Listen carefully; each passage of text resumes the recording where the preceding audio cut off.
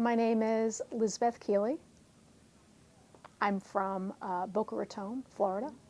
I work as a hospice chaplain.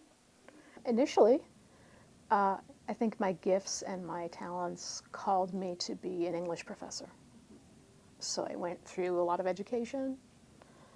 I got my master's in creative writing right after my BA, and then I got a scholarship, a full scholarship to the University of Cincinnati in Ohio for the Elliston Poetry Fellowship and the Lancet Poetry Award. It was a full scholarship to get a PhD and a living stipend. I was only 24 years old. I always had a sense of God. I was raised in a Roman Catholic family. But I never saw female leadership in the church. Fortunately, my grandmother was very, very spiritual, and I really believe I get my spiritual DNA from her.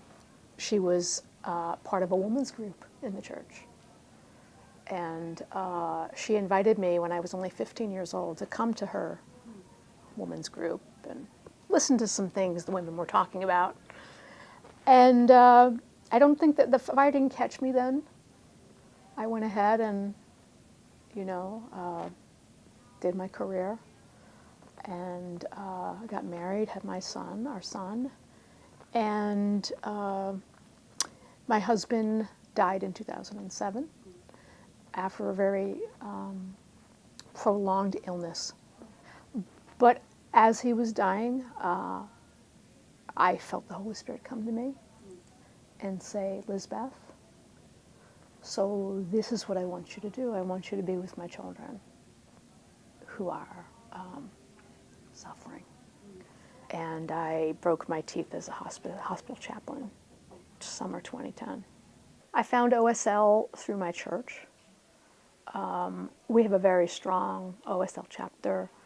I go to church on Sunday and I feel like they pray over me, and it's my refueling for the week. So it's critical for my work. I think it's critical to the church. OSL has just been part of.